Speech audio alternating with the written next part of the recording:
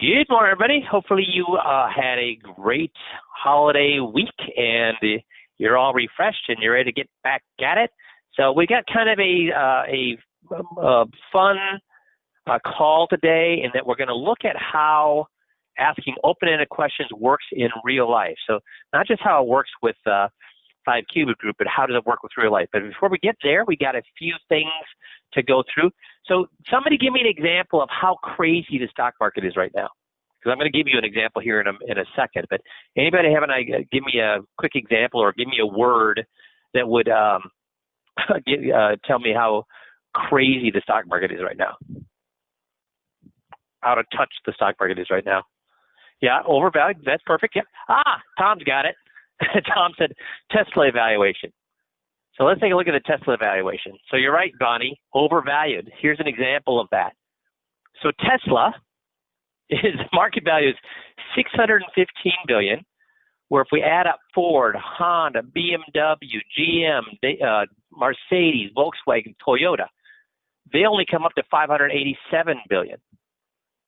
So, and then if you look at the revenue, Tesla has 0.03 trillion, and those other ones have 1.1 trillion. Now, here's the funny thing. What is everybody on the right-hand side doing right now? What's everybody in the blue doing right now? What's all those companies in the blue doing right now?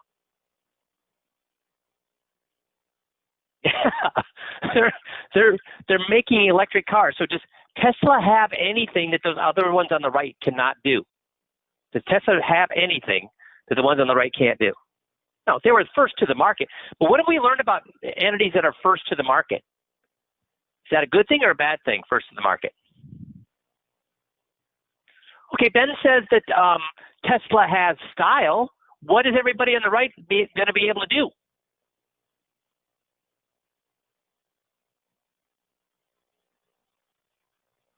What's everybody on the right going to be able to do? Yeah, I get, but yeah, copy it. So really, this is a great example of the market being tethered to reality or totally untethered to reality. This is just one small example of this, but I thought it was pretty interesting. And the reason I find it interesting is, guess what all my neighbors and friends who have investment clubs, guess what they're all yakking about right now?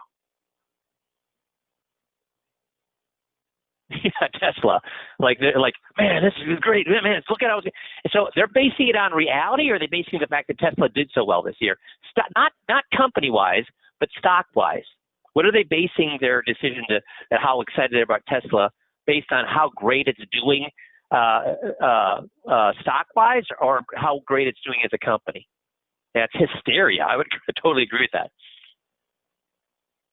So let's talk about a little bit about going into 2021 and making it the best year for ourselves, both intellectually, physically, business-wise. So what are the 8 top tips to boost your learning? 1 is doing spaced repetition. 2 is retrieve, focus, no more than 25 minutes, then you do a break. Metacognition, and I'm just going through these quickly because I'm going to give you a resource here. Keep learning about learning. That's the one I'm going to give you here in a second. Mental models, start with the big picture, create a framework before filling in detail. Context, vary your environment rather than sticking to the same study setting. Sleep and exercise. So this is a fantastic infographic that you can print and put up in front of you. But I came across a research that I've been actually going through. Has anybody ever heard of Coursera? Coursera. So you can actually get certificates and things like that for anything from writing, computer programming to all sorts of different things. But they have free courses taught by some of the top professors in the country. So this Coursera course here called Learning How to Learn, Powerful Mental Tools to Help You Master Tough Subjects. It's a free course. It's a free course. So you go to Coursera, and it's 4 weeks long, and they break the course down into videos that are like 4 minutes long, 5 minutes long, 6 minutes long. So it doesn't require a ton of time and effort on your part, but it's giving you the latest science taught in the top universities on how to become better learners. Here's a couple of things that I picked up here a couple of weeks ago. One is when math hurts. Math anxiety predicts pain activation. So when you're learning a script, or you're learning new math, or you're learning to do an Excel spreadsheet, it fires the same things in your brain as where the pain, if we get physical pain. So what does that tell us about us as human beings? Do you get now why you hate studying and hate learning new things? Because the part of your brain that's firing is the same part of your brain that fires when we're in pain. But here's the great thing they found out about it. You probably have experienced this. Maybe I'll give you an example. That we had some remodeling done about 6 months ago, and they left a strip of drywall at the bottom of the baseboard. And I've looked at every day. I look at that, or at least every other day I look at that, and I think, oh, I got to do that. But why haven't I done it? What's firing in my brain when I look at that strip? Crap, more work to do. But here's the funny thing. When you actually start painting, what happens to that feeling? Oh, oh God, there's work to do. Once you actually put the paintbrush in the paint, and you get satisfaction, so that goes away. So here's what they found out: that if you find pain in learning Excel, and Missy's trying to get me to learn Excel spreadsheets, and it's like, I don't want to learn this; it's too hard. It's a foreign language. I don't get it. But then once I start learning some portions of Excel, guess what? Within 1 minute, it's fun, Mark. Exactly, it's fun. It quickly goes away. So that's one of the things I learned. The other thing that was mentioned is how long at any particular time should you spend studying something or trying to learn something? How many minutes should you spend learning something? Very good, Tom. Anybody else? Dale's got it, yep. 25 minutes. It's called the Pomodoro effect. So you should spend no more than 25 minutes focusing hard, and then give yourself a 5 or 10 minute break to take a walk or actually look at cat videos. That's the one time you're allowed to go online and do something that you consider fun for 5 to 10 minutes, then go jump right back in, another 25 minutes of hard focus, 5 to 10 minute break, 25 minutes hard focus, 5 to 10 minute break. That's the way you want to learn something. And so the other thing is this, I always thought this is a bunch of garbage, but they've proven it with scientific research that if you're trying to learn something, you should think about it right before you go to sleep. If you're trying to figure out a problem, you should think about it right before you go to sleep. Because what happens in your sleep is that you're not learning anything, but all the facts and figures and thoughts that you pushed into your brain, as your brain is flushing out, all of those different neurons are starting to fire that's trying to find paths or make sense of what you learned that day, the facts that you took in the day, the thoughts that you had that day. And when you relax, then what happens is all the pieces fall into place. Boom, boom, boom, boom, boom, boom. Many times they fall into place. And I've learned to do that when I'm coming up with a marketing idea or an idea to write a paper. Is I'll sit and I'll shut my eyes and I'll let my brain relax. Or I used to I was super shy, couldn't do any public speaking whatsoever. But it was because I was so wound up tight at the top. I said, what if they ask this? And what if they ask that? And what if I make a mistake? And so when I'm thinking that way, what happens to my brain when I'm thinking that way? Oh, what if they ask me a question I don't know? What if I don't make a mistake? What if I stumble? What if I forget what I'm supposed to say next? What happens to my brain? It freezes up. So it becomes a muscle that when you relax and let your brain go. In fact, they in this course, they brought up a couple of things or a couple of famous people, Salvador Dali and Thomas Edison. Were they both would you consider both of those very creative people? Salvador Dali and Thomas Edison. Would you consider them? They're very creative. How Salvador came up with his ideas for his next piece of art, or Thomas Edison when he's trying to solve a problem, what they would do is they kind of do what I do. I just did it naturally. I happened across this. I didn't know this was a technique. But what they would do is Salvador Dali would have his keys, and he would sit down in a chair, in a comfortable chair, relax, and he would just have his hand sitting loose, holding the keys, and he would just let his brain wander. And then what prevented him from going to sleep was when he would relax so much he'd fall asleep, his hand relaxed, the keys would chink, hit the ground, and it would wake him up again.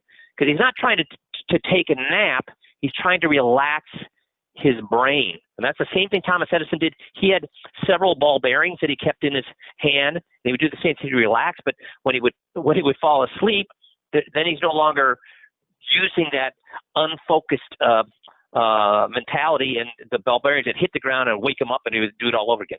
So these are the kind of things that that we can use in everyday life. So I would highly encourage, if you're looking to become a better learner this year, take this free Coursera course. Super easy. Again, a bunch of 4 or 5 minute videos, and it gives you theory, but it also gives you how to use that theory in practical ways. So if you're looking to get better at learning, that's a great resource to have. This learning how to learn from Coursera, and it's completely free. How to effortlessly win arguments and avoid being told you don't listen. So do we ever want to argue with a client? No, we never do. I mean, I was awesome at arguing with clients when I was making $50 grand a year. I won every argument. Didn't get any money, but I won every argument. But we don't want to do this. The most common thing I learned whenever I'm in back and forth debate with someone is always in person. I don't do much, blah, blah, blah, is somebody will say you're not listening. Our wife will say you're not listening. Our teenage daughter will say you're not listening. Well, guess what we're supposed to be doing with motivational interviewing? Listening. So it says, when I challenge somebody verbally, I'm not trying to win by changing their mind or beating you down with my perspective. I challenge you to see how strong your position is. Is this what we do, guys? With motivational interviewing? Are we trying to tell them they're wrong? No, we're going to do what? Have them explain to themselves how strong their position is. I want you to know how much you actually believe what you say. So why do we ask open-ended questions? Will people ever answer back in an open manner with a complete answer when they don't agree with what they're saying? They'll say yes to things they don't agree with, but will they ever explain or argue your point of view for you? No, they won't. See, that's the great great power of it. What I often find is that there's not much meat on the bone, which disappoints me. Substantial defense of dissenting point of view. And that's why it's so easy, because most people are making decisions based on well thought out a theory, well thought out argument, well thought out reasons why they're doing something, or is it more because it's always the way it's been done, or it's more knee-jerk reaction?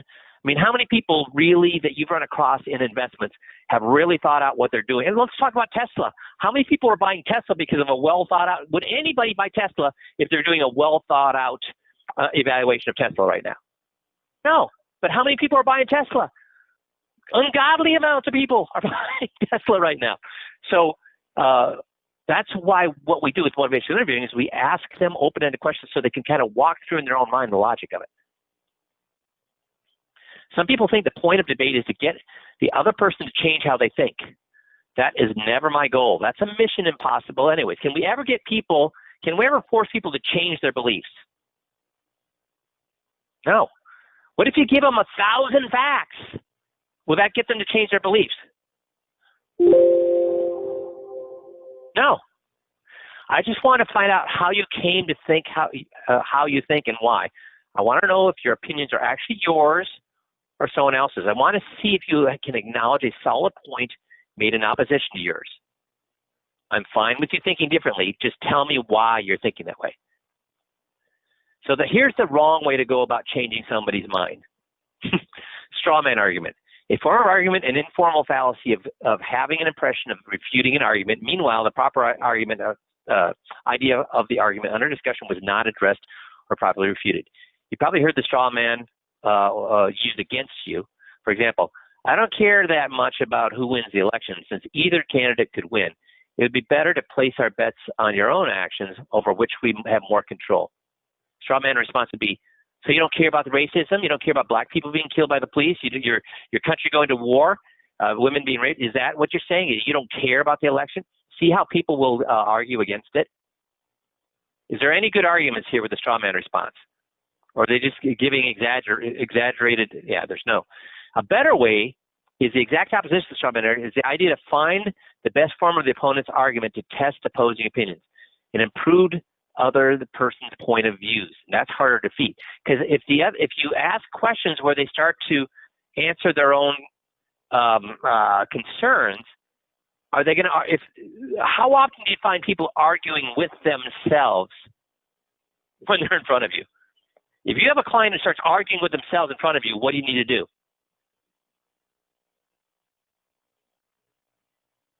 Yeah, commit them, exactly. They're not going to argue with themselves. So there's a difference here. You got to listen to what people are saying. You got to ask open-ended questions and then listen to what people are saying and let them convince you on their own logic. And isn't that what we do with motivational interviewing? So I want to go through a real-life example of this.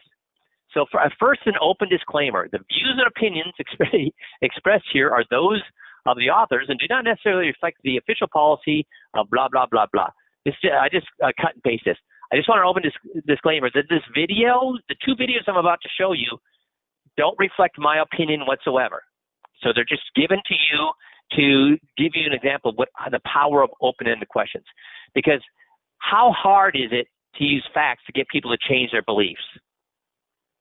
Is that even possible to use facts to get people to change their beliefs? No. For example, to get a liberal to agree with a conservative or a conservative to agree with a liberal in their beliefs, if you keep throwing facts after facts after facts at them, is that going to work? It's not. It's not going to work. So I want to show you this. There's this little movement called street epistemology. It's a reasoned conversation about a basis for belief. And again, is there anything harder to change in somebody's belief? No, there's not. It's more formally described. Street epistemology is a conversational tool that helps people reflect on the quality of their reasons and the reliability of the methods used to drive one's confidence level in their deeply held beliefs. So what they're doing is it's open-ended questions to let people explain why they believe what they believe. Now, when you start doing that, Kevin, exactly right. Religion is it's very difficult to get somebody to change their mind on religion or their faith or their political point of view. Beliefs are extremely hard to change. If we have the skills to change somebody's belief, how easy would it be to get them to believe that they're paying too much in fees or that the guy is taking advantage of them? It's going to be harder to change beliefs or to get them to believe their guy is taking advantage of them. Which one's going to be harder by a long shot? If we can get somebody to change their beliefs, guess how easy it is to get somebody to believe that their guy is taking advantage of them? That becomes what? That's a walk in the park then, right? So I want to show you how easy it is. So we know with motivational interviewing, we resist telling them what to do. We avoid telling, selling, preaching, or teaching. We understand their motivation. We seek to understand why they think the way they do. We listen to them. That's how we get to understand it. We listen to them, and then we empower them. We tell them that what they think is a good way to think. We tell them that their way of thinking is a good way to think. That's motivational interviewing. But what this street epistemology is motivational interviewing light. So you're going to see this guy is not that great at motivational interviewing, but what we find is that even when you're not great at it, if you ask open-ended questions, guess what? Open-ended questions are powerful. And that's what we found with the 21-point checklist. Even if you're not great at the 21-point checklist, it's what? It still works. Now, on a scale of 1 to 10, 1 being an easy person to sell, 10 being a hard person to sell, what happens is the better you get at it, you move up that scale, that you can get somebody who's kind of easy, a little bit harder, a little bit harder, a little bit harder. But it's amazing that how even if you don't do something well, the power of motivational interviewing, or even just the power of open-ended questions, what it can accomplish for you. So open-ended questions result in, number one, people being willing to talk far longer than you think. Now, with a 21-point checklist, that can take as long as 2 hours. I've seen them go by 3 hours. I've talked to you about I've heard tapes of guys going 3 hours with a lady who's 76 years old, and at the end of 3 hours, what's going on with her? What's her physicality? At the end of 3 hours of a good motivational interviewing. Tom's got it. Yeah, Kevin's got it. Yeah, she's engaged. She's energized. She's not exhausted. She's engaged. Why? Because for the first time in her life, somebody listened to her. No, she's not tired, Mark. When you do it, the advisor may be tired because he never spent that much time listening to somebody before. But this is the first time this lady has had somebody interested in what she says, valuing her, empowering her. She's excited. She can go on another 3 hours. And that's the funny thing. You're going to see in these videos, this guy says, I'm going to set a timer for 4 minutes. So I don't want to waste your time. Can you spare 4 minutes? At the end of 4 minutes, guess how many people want to go past 4 minutes when he's asking them open-ended questions? And there are dozens and dozens and dozens of these videos. I just chose a couple of them, but there are dozens. Everybody wants to go longer than 4 minutes. Why? Because everybody likes to hear who talk? Themselves, exactly. So people will, when you do a motivational interviewing, right, or open-ended questions, right, people will talk for far longer than you think. Also, people are okay with being challenged without getting defensive because you're not challenging them. You're just asking, hey, can you help me understand why you think the way you do? You're not saying, boy, I mean, wow, that's a crazy way to think. That's not right. No, you're saying, hey, help me understand why you think the way that you think. And are people okay with explaining why they think the way they think? Yes, they are. And here's the funny thing. When you do it that way, people start rethinking their beliefs they've had for years. Because as we said earlier, how long did they actually spend analyzing those beliefs? Or were they more just gut beliefs that they had without total analysis? They're just more gut. So to be fair politically, I'm going to show you one video with a very liberal way of thinking. And by asking open-ended questions, she starts to rethink that liberal way of thinking is whether that's right or wrong. And then I'll show you another video with a very conservative way of thinking. And after asking a bunch of open questions, they start revaluing the way they think things exist are right. So I just want to be fair. So that's why I'm saying these beliefs, neither one of these beliefs reflect my beliefs, but we're going to look at a conservative and we're going to look at a liberal, and we're going to find out within a few minutes by asking open-ended questions, guess what happens to those people? Guess what happens to those beliefs? They start to challenge themselves. The guy doesn't challenge them. They challenge themselves. So let's look at this first one. This is going to be a liberal point of view. This is a woman who believes that gender is fluid, that a man can be a woman can be a man, and whatever it may be. So let's watch what happens when he takes her through this, okay? Does it matter the topic? In a way, it does. Okay. Okay, so can you hear that, everybody? Okay, good.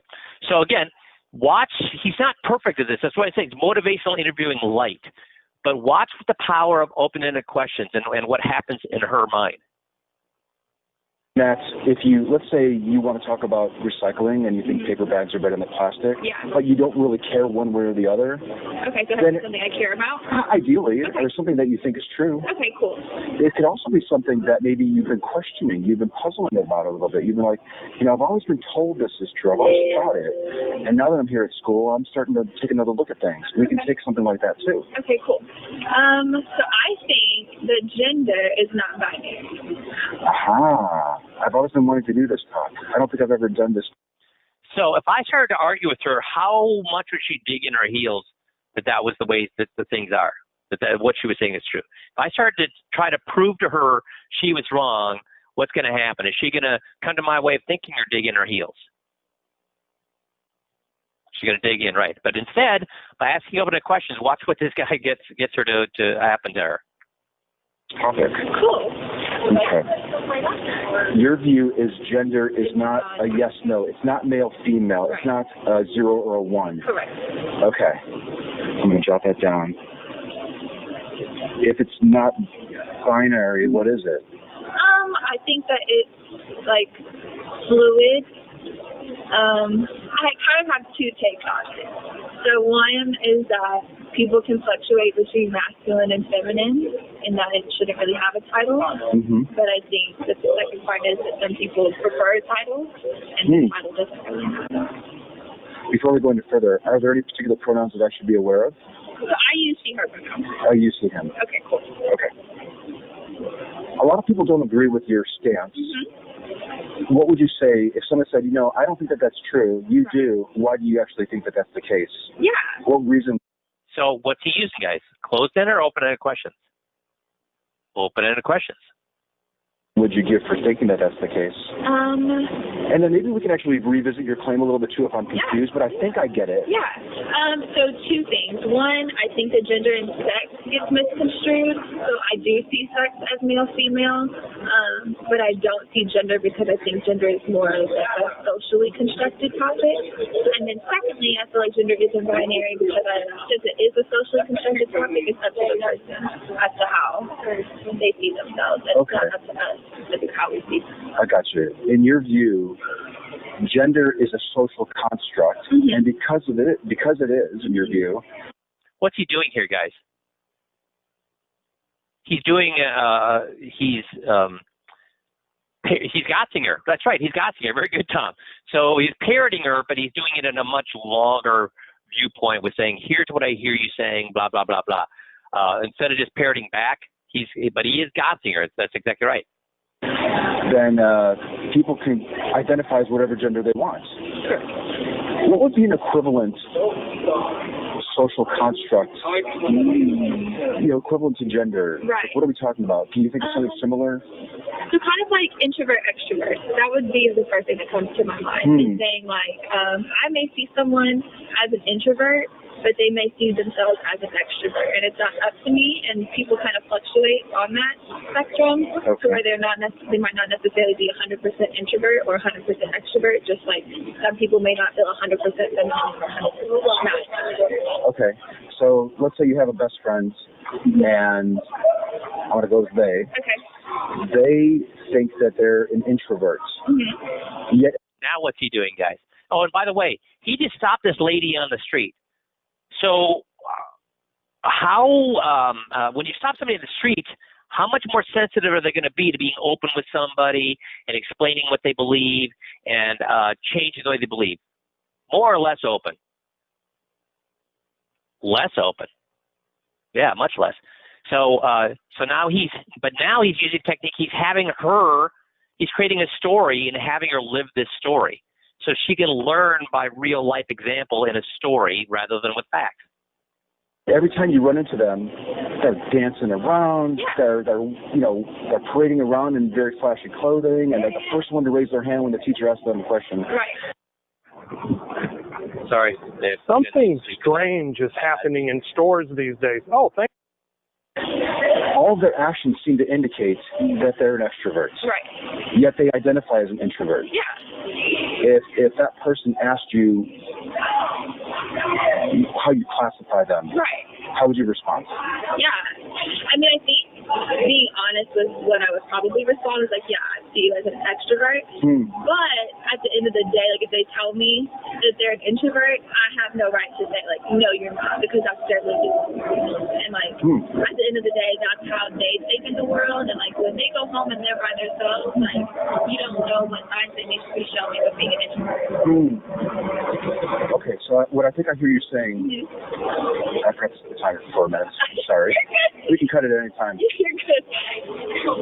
What I think I hear you saying. So you see there, he said, our 4 minutes are up. Do you want to stop? And what'd she say? No, I'll continue to have this conversation. Now, in about 3 minutes, she's going to, by walking through logic, she's going to start to so he'll be at this for just 6 minutes. And within that time period, she's going to be rethinking something that when she walked up to him, she had 100% belief in. But within about 3 more minutes from where we are right now, she's going to start to doubt where she's at or that belief. So we'll keep listening here for about another 3 minutes. Is that even if it's my experience that this person is an extrovert, like by every sense of their action, they're always extroverting. Right. Does that work? And yet, if they say, "Listen, I'm an introvert," and I would respectfully ask that you identify me as such. Right. You would respect our wishes. Yes. Even if you really thought that they were extroverted. Yes. I think that sometimes it's a process in respecting that and like showing that to them, but I think that it's just the intent of trying to do so. So like I might, let's say like I'm the teacher and they tell me that. I might still like look to them to answer questions at first, but if they're saying like, oh, I only do that because, like I only answer questions first because no one else spoke, then that makes it different. You know what I mean? Like you don't really know the reason why people are acting one way or another. And if your intention is just to respect what they how they wish that you would treat them, then like that aids in the process. I follow you.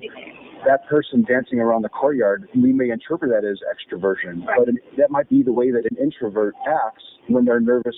Again, what's he doing right here? Arguing with her or helping to clarify, here's what I hear you're saying? See, you have to let people know that you hear what they're saying. Otherwise, they're not going to be able to, you're not going to be able to ask questions to get them to rethink what they're saying. In public or something, right? Like that. Yeah, okay. So from what I understand, when it comes to social constructs, whatever a person thinks is the case goes. Yes. Are you saying that? For the most part. I think there are some things. Is there any limit to that? Yes. Tell me about it. Like race. For me, race is a social construct because. Race is as well. Yes, because. How do I put this? You're taught to like classify things, like classify people, classify objects. So like race is used as like a classification in order to push like an agenda. So like way back when people weren't like, oh, they're black, they're white, they're brown. Like, people were just people a long, long time ago. How long ago were we talking about? And where? That's a good question. Okay, so like early in Europe, there used to be the Moors, right? And the Moors were black Europeans, but they weren't called black because there wasn't like a social stratification between the two. It was just like, this is an ethnicity almost. Are you saying that they didn't look at color, they just looked at where you came from? No, I'm saying they looked at where you came from, they somewhat looked at color, but it wasn't classified as race. So like let's say you were a Moor in Europe, you were called a Moor, but if you were black in another country, you were called something else. You know what I mean? So it wasn't based on just skin color. It was based on country of origin, things like that. So for me now, like let's say you see an African American born in America and you see an African born in Africa, they're both black. Or you see a Mexican American who appears very dark and black passing, they're considered black. I think what I hear you saying is that what we would call race is changing over time. Right. And I think that. Has anybody picked up on the fallacy? Did anybody pick up the huge flaw in her logic yet? That he can continue to ask open-ended questions later on and get her to change her mind by making her defend it? Has anybody picked up on that yet? Well, maybe in the next minute or two you'll be picked up on it. But I also think that that's something, even though it's created, like it's a social construct, that's something that is not necessarily as fluid. So there's not as fluid as gender? As gender, right. So like. How is it different? So let's say for. Not arguing, still asking open-ended questions. Explain to me why you think the way you do. Like for certain minority groups, like you can be black, you can be mixed, you can be of like Latin descent, but you can be white passing, so appear as white in public, and people perceive you as white. So even though you may identify, even though you may identify as like being of Latin descent, people may identify you as white, and so that's where it's like, yes, you get to stand confident in like your lived experience. So like that person, I would still identify as like of Latin descent if that's what they told me that they were. But at the same time, they don't get to choose the next day. Like, okay, now I'm black. Like for today. There's less fluidity when it comes to race as opposed to gender. Right. Okay, so guys, let me ask you a question. She's saying with race, you can look at somebody and you can what?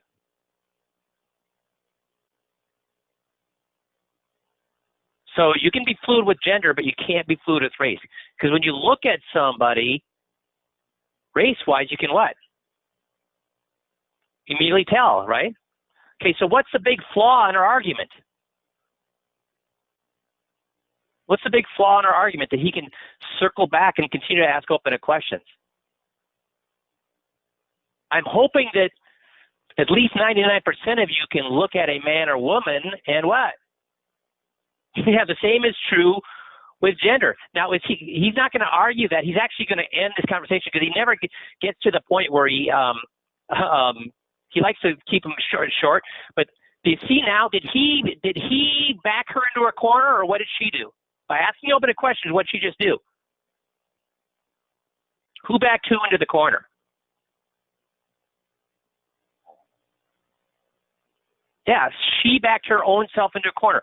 So did he argue with her to get her to that point? Or did he let her say, well, let's walk through, explain this to me? And when she started to try to explain it to herself, what'd she find out? She hasn't found out yet. But if he continued to ask open-ended questions, say, oh, so the reason that race is a feminist is because you can't tell that person over there, or is that a man or a woman over there? So see how he could easily then, now that she's voiced the way she thinks, how easy it would be to continue to ask open-ended questions to get her to blow her mind that everything she thought is not as she thought it was. And in fact, you'll see she starts to get a little flustered here, and then we're going to go on to another video here in a second. But just because of my perception. And you know what? As I'm talking, I'm like, not really, because I just... So what just happened there, guys? Within 6 minutes, she went from a person who was adamant that this is the way it is. Gender is fluid. And with 6 minutes, she's starting to what? Yeah, she's starting to be, at least at this point, she's starting to question herself. And once you start to question yourself, how much easier it would be for him to continue to ask open-ended questions for her to figure out, geez, the way I'm thinking is maybe not the right way to be thinking. So how much easier do you think it would be for us to get somebody to think that their guy is screwing them than to get this gal, when she walked up to a stranger, to get him to convince herself that gender was not fluid? Much easier, yeah. Because this gal, when she walked up, she would, if somebody tried to tell her she was wrong, this is a social justice warrior, right? I would label her as a social justice warrior. And if you ever tried to have a conversation with a social justice warrior, how likely it is that you're going to change their mind, high or very low? But the funny thing is, can you ask them open-ended questions where they have to defend their point of view without reflecting? Is he reflecting back his point of view at all? Have you got any indication whatsoever of the way he thinks? I haven't, no. But by making them explain themselves, guess what happens to the whole argument? It goes away. So now let's listen to a conservative side and see if we can get somebody who's very conservative and to change their mind. So here we go. It makes for a more interesting interview, but we can honestly talk about pretty much any claim. So if there's some belief that you have that you're very passionate about, and you would be a completely different person if you didn't hold the belief. And it's also something that you're very confident is true. Right. So those are sort of the parameters. Okay. And what do you think? What do you want to chat about? Let's see here. Voter ID. Voter ID. Is that a topic? So if I start to argue with him that voter ID was not necessary, blah, blah, blah, how likely am I going to get this guy to change his mind, do you think? Right from the get-go. If I start arguing and showing him facts and all that kind of stuff, am I going to get this guy? Yeah, very unlikely. So let's listen to what happens. And this is actually, in 6 minutes again, he's going to get this guy to argue against his own point. So within 6 minutes, this guy is going to go from saying voter ID is necessary to it is not necessary within 6 minutes, simply and again, the guy's not, the interviewer is not going to change, or should not be reflecting his point of view. Topic that's been discussed. I don't think I've ever spoken to anybody about that. And what is your claim about voter ID? Well, I believe that on voter ID, I believe that there are people that vote fraudulently. Mm-hmm. Okay, and And I can't understand why one particular party, okay, thinks that it's not a good idea, and another particular party thinks that there needs to be an ID furnished. I got you. Okay. If I understand right, your position is that voter fraud is real. Yes. And the way to resolve the issue is to issue voter IDs. Or to provide Little catch there. If I was going to critique this guy, what just happened there? Did anybody catch it? Did anybody catch it? Let me go back and play a couple of seconds here. Is to resolve the issue is to issue voter. See, he laughed, but guess what he was laughing at? He's laughing at using the word issue 2 times in a row. So as I understand that your issue is the issue, and that's what he's laughing at, but could the guy perceive that he was laughing at him? Yeah, so that's the kind of thing you got to be extremely careful about, because he was not laughing at him at all. He was laughing at the fact that the words had to be repeated twice. But you got to be really careful of those kind of things. But again, that's just a little thing here. Let's listen to how asking open questions gets this guy to rethink his whole point of view. Your IDs. Or to provide some kind of identification that validates who you are. Mm-hmm. Okay? Mm-hmm. Either driver's license or passport or something that has a picture on it. Okay. And and for say, for example, I'll say that the Democratic Party says it disenfranchises people without an ID. Okay. Mm-hmm. In this day, I cannot comprehend why people wouldn't have an ID. You have to do everything with an ID. You can't travel on a plane. You can't. Okay. So if I understand right, the excuse that people are giving that these IDs aren't even necessary. Okay, what's he doing here again? Now, we don't do it to this degree. So what I hear you saying, instead, we use GOTS. We agree with them, we parrot, and we empower. But he's doing a long form of GOTS. And because these folks are being disenfranchised, it doesn't hold up in your view. It's not a valid argument for the. So when he does that, what's that guy think about him when he's restating what the guy said? What's he thinking?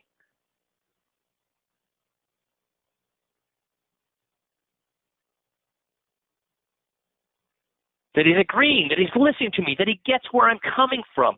And so when he thinks that, what happens to his barriers of communication when he knows he's being listened to? Yeah, they go down. Their position. No. Okay. What argument would convince you that their concern was justified? About having an ID or disenfranchising? Yes, for their claim that there's a demographic of folks who are being disenfranchised. Well, the reason I say that, everything that you do nowadays requires you have to have an ID. Mm-hmm. I mean, like I say, a lot of places you can't ship a package. Oh, really? Without an ID. Okay. Okay. You like buying alcohol. Oh, so what I'm interested though is, let's say that if we were to have a representative of this group who's like they're the van. Okay, what do you do there? Is there a mistake there? Yeah, but what I'm interested in, so he discounted what the guy was saying instead of saying, yeah, no, that makes total sense. Can't even buy liquor. And when we think about voting, see, he could have used the word and instead of but. So you have to be careful. He's made a couple of mistakes here with this guy. Vanguard of this movement to make sure that IDs are not required when it comes to voting. Right. What argument could they give you? What justification could they give you that you would actually find compelling? Have you ever thought about it? I've looked at it, and they really that's what they say. They have not said, okay, they haven't brought any kind of an individual forward, say, I wasn't allowed to vote because I didn't have an ID. Okay, awesome. If they were able to produce an individual who was to demonstrate, listen, I went to this voting booth, I'm an American, I didn't have an ID because I don't have the ability to get down to the place and cover the $5 fee. I'm living, paycheck to paycheck, or I'm just scraping by. If they were able to produce an individual like that, would it cause you to soften a little bit on your view? No, because the state of Texas, you're allowed to get a free ID. See, so the guy, what's he doing? He's trying to. He's making way more mistakes with this guy than he made with the gal, because he's trying to say, well, what would he brought up a fact that what if you have to pay $5? And then the guy said, what? No such thing. You don't have to pay $5. IDs are free.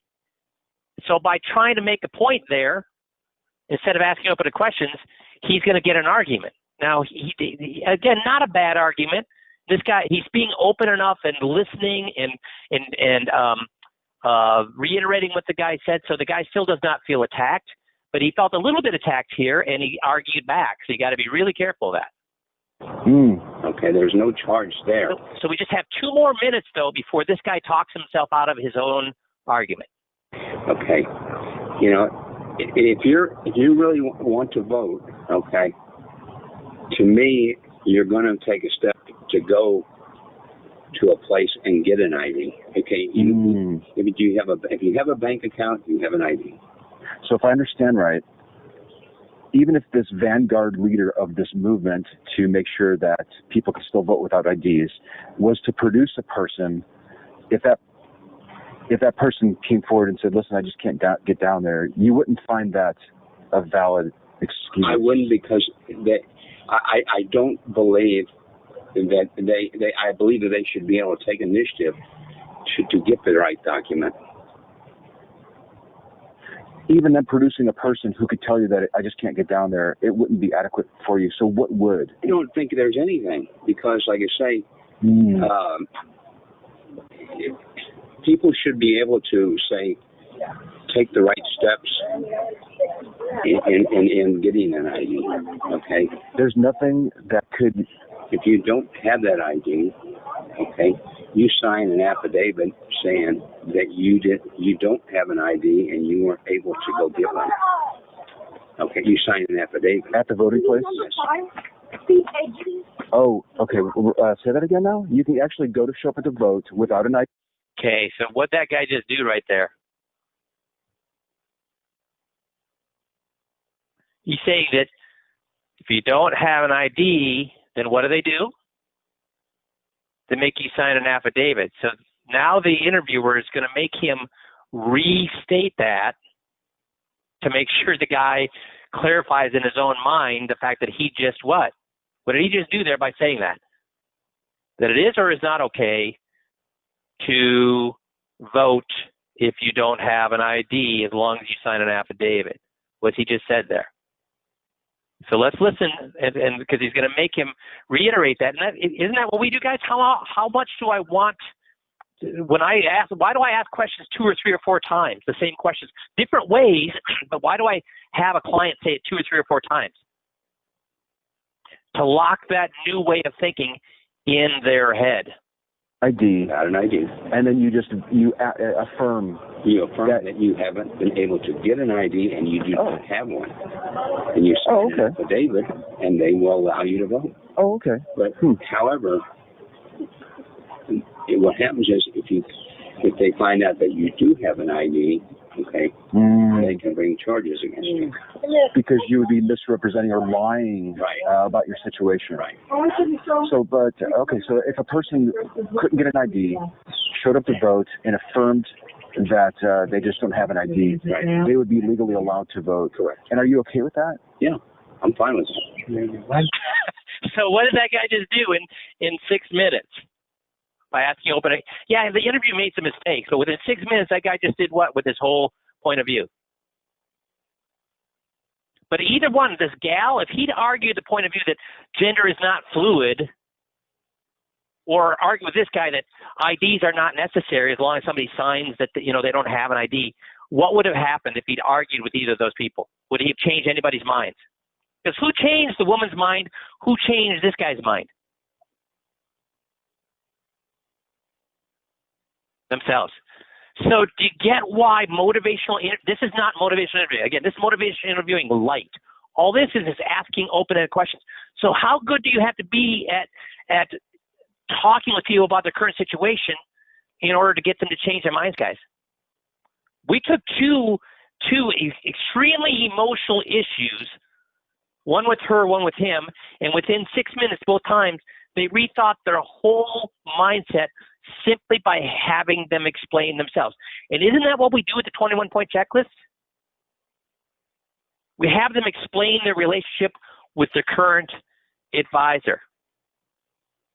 So I know this is a little theoretical. Is it okay for me to have kind of brought you out of the box of financial and had us look at real world views on how powerful these open-ended questions are?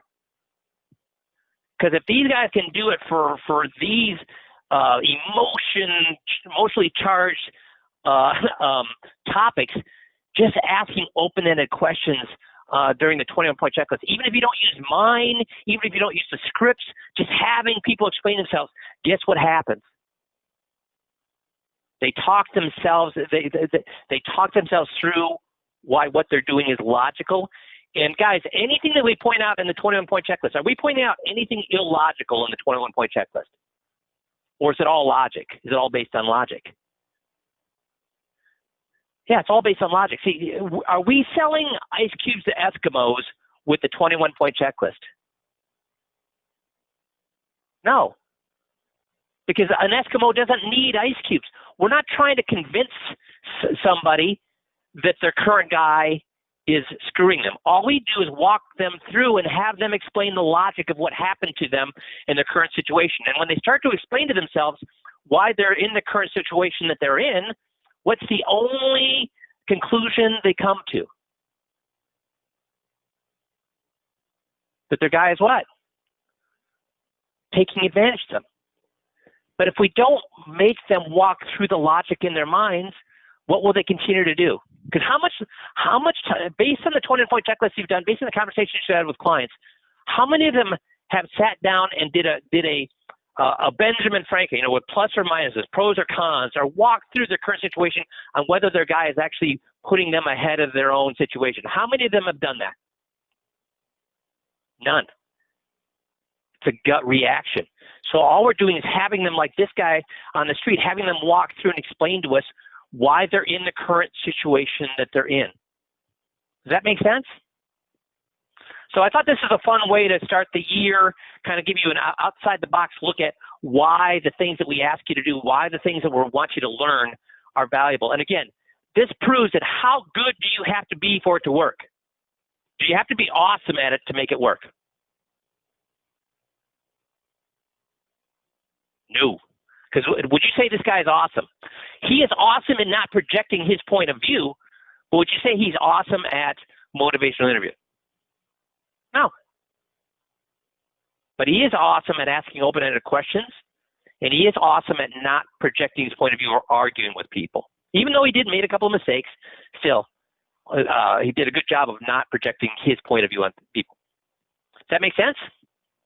Super. Well, Happy New Year. Let's have a great 2021, and anything we can do on our side to help you do that, please reach out. That's why we keep our group small, is so that you get hands-on help from all of us here. You guys have a great rest of the week, and then we'll talk to you all next Monday. Thanks, everybody. Have a good one.